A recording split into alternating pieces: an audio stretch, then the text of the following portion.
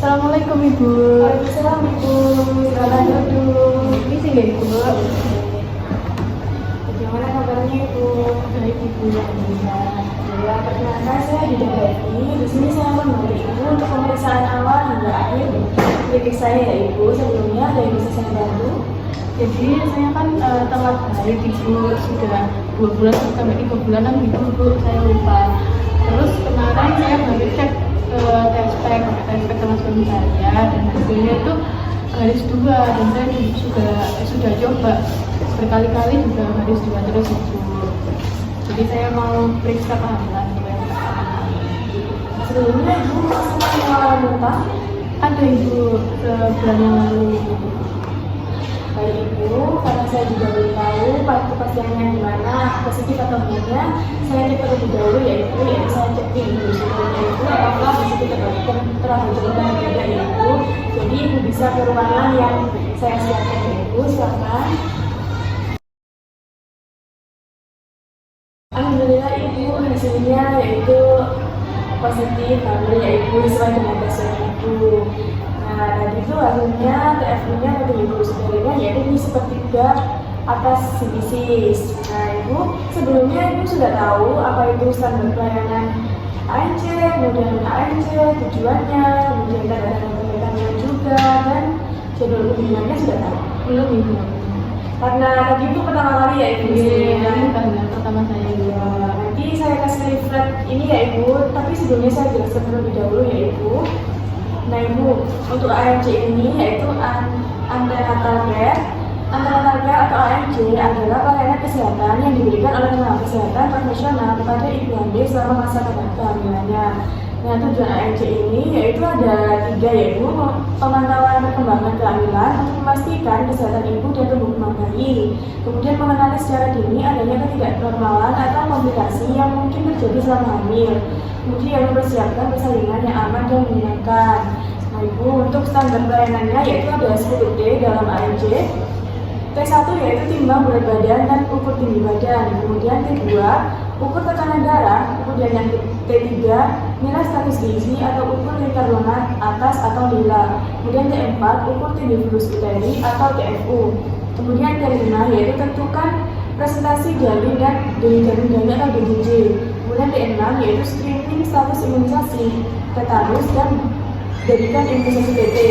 Kemudian T6 kabar RT minimal 9 bulan selama kehamilan. Kemudian T8 yaitu periksa laboratorium rutin dan khusus ya Ibu. Kemudian T9 pelaksana atau penanganan kasus. Kemudian T10 yang terakhir yaitu temu bicara atau konseling, termasuk P4K dan KB pasca salin ya Ibu. Nah Ibu, untuk saja yaitu ini tanda-tanda bahaya kehamilan. Nah, yang pertama yaitu perdarahan dari janin lahir, yaitu biasanya itu berupa warna merah terang maupun gelap yaitu. Kemudian yang kedua, sakit kepala hebat yang tidak hilang dengan istirahat. Kemudian yang ketiga, penglihatan kabur atau tiba-tiba buram. Kemudian yang keempat, bengkak pada wajah, tangan dan kaki yang tiba-tiba. Kemudian yang kelima, gerak janin tidak terasa atau berkurang atau kurang dari 10-12 jam. Kemudian yang keenam, dari perut yang hebat dan tidak hilang. Kemudian yang ketujuh, demam tinggi, yaitu suhunya lebih dari 38 derajat yaitu. Kemudian yang terakhir yaitu jam. Nah Ibu, ini jadwal kunjungan ANC sesuai dengan Permenkes nomor 21 tahun 2021. Standar kunjungan ANC yaitu minimal 6 tahun ya Ibu. Nah ini yang pertama, kunjungan K1 dan K2 di trimester pertama, usianya kurang dari 12 minggu. Fokus pelayanannya yaitu deteksi dini kehamilan, segera FE, kemudian asam folas, screening anemia, kemudian evaluasi gizi. Kemudian kunjungan K3, trimester 2, 13 sampai 28 minggu, pemeriksaan lanjutan, imunisasi TT, maksudnya tanda bahaya. Kemudian di kunjungan K4 dan K5 yaitu ada di trimester 3. Usia kehamilan yaitu 29 sampai 38 minggu, deteksi konsentrasi janin, persiapan persalinan, dan KB pasca salin. Kemudian di kunjungan K6 yaitu di trimester 3 juga itu usia kehamilan yaitu lebih dari 38 minggu, memastikan persiapan persalinan atau pemeriksaan akhir. Nah Ibu, ini lagi yang berdasarkan ada di video semua, nanti bisa ditekan kembali jika Ibu lupa. Nah Ibu, sebelum Nah, sudah ini apakah ada yang bisa dilakukan? Itu berarti itu saya harus memenuhi K1 sampai K6 tadi. Oh iya, ini dari semester 1 sampai 3. Yang terpikirnya ada 2 kali, yaitu untuk K1, K2, K3, K4, K5, K6. Jadi harus lengkap, yaitu tidak boleh bolong sebenarnya, supaya nanti jadi lebih sehat dan bisa melakukan segala hal juga, insya Allah. Jadi ini saya butuhnya K1. Iya, yang satu semester 1.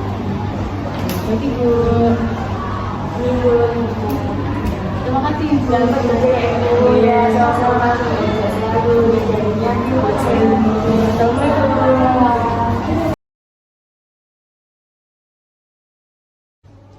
Assalamualaikum.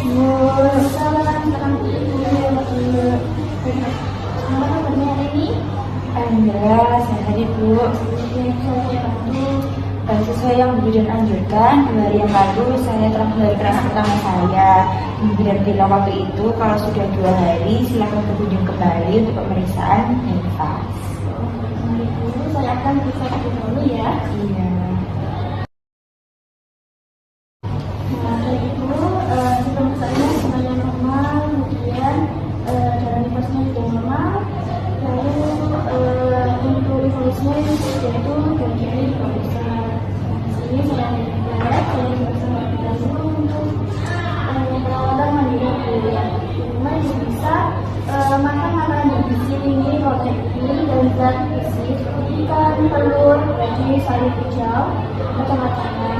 Untuk minum air putih minimal 8 sampai 10 gelas per hari untuk mendukung produksi ASI. Lalu istirahat yang cukup dan tidur ketika tadi tidur untuk pemilihan gizi. Yang keempat yaitu jaga kebersihan area minum, kemudian bersih dari depan ke belakang, ganti pembalut setiap 4 sampai 6 jam. Lalu lakukan senam nifas sesuai kemampuan ibu untuk membantu pemulihan rahim, hindari mengangkat benda berat selama 6 minggu pertama. Lalu ada lagi yaitu berikan ASI eksklusif seperti mungkin 8 sampai 2 kali per hari. Hindari ibu bisa ajak suami dan keluarga untuk mendukung kegiatan perawatan bayi. Nah, di sini yaitu pengertian dan nifas ini yaitu untuk dalam masa yang dimulai setelah plasenta lahir dan berakhir ketika alat-alat kandungan kembali seperti keadaan sebelumnya. Nah, langsung kira-kira 6 minggu. Tujuan nifas bertujuan untuk memantau kondisi kesehatan ibu setelah melahirkan, kemudian juga ada mendampingi komunikasi masa nifas, memberikan edukasi dan dukungan kepada ibu. Di sini ibu bisa mengetahui tanda-tanda selama nifas ya ibu. Nah, yang pertama yaitu ada perdarahan hebat dari jalan lahir, yaitu melalui 2 pembalut dalam 1 jam. Kemudian yang kedua yaitu ibu mengalami demam tinggi, suhunya yaitu lebih dari 38 derajat, disertai menggigil, nyeri kepala lebar, penglihatan kabur atau pembengkakan pada wajah dan tangan. Lalu nyeri atau bengkak pada payudara disertai demam, yaitu tanda menitis ibu. Lalu nyeri kemerahan, hangat, bengkak pada betis, yaitu disebut tanda trombosis. Kemudian luka jahitan terbuka, merah, buka atau mengeluarkan nanah, perasaan sedih yang mendalam, menangis terus-terusan, atau tidak mau merawat bayi, atau bayi virus, atau depresi postpartum. Yang terakhir yaitu tekanan darah tinggi lebih dari 140 per 60, yaitu waspada mengalami preeklampsi atau eklampsi atau stres. Dari sini yaitu ada kunjungan nifas ya ibu jadwalnya. Untuk F1 yaitu 6 jam sampai 2 hari seperti minggu ini. Kemudian F2 yaitu pada hari ketiga sampai 7 hari. Nah, untuk F3 yaitu 8 sampai 42 hari. Nah, untuk pemantauan selanjutnya itu besok saat kunjungan. Nah, setelah itu ada kunjungan neonatal atau KN. Nah, untuk kunjungan neonatal pertama yaitu 6 sampai 48 jam, yaitu pemeriksaan pertama yaitu pemberian vitamin K, salep mata, dan imunisasi hepatitis B. Untuk kunjungan kedua besok yaitu hari ketiga sampai hari ke-7 yaitu pemantauan kondisi bayi, tanda bahaya neonatal dan konseling. vaksin. Kemudian untuk kunjungan lengkap yaitu pada hari ke-8 sampai dengan hari ke-28, yaitu pemeriksaan menyeluruh, pemantauan dengan jelas. Di sini ada yang bisa ditanyakan lagi, Bu? Kalau saya bersih-bersih rumah gitu berarti masih boleh ya Ibu? Boleh Bu, asal yang lain saja. Baik. Terus untuk bayi saya imunisasi kembali kapan ya Ibu? Nah, untuk imunisasi kembali yaitu pada usia 1 sampai 2 bulan Ibu untuk imunisasi BCG. BCG-nya di sini. Ya, Baik, sudah begitu saja. nah, ini bisa dibawa Ibu untuk pembelajaran lagi. Ya, baik Ibu, terima kasih atas penjelasannya. Saya izin pamit ya Ibu. Terima kasih. Assalamualaikum.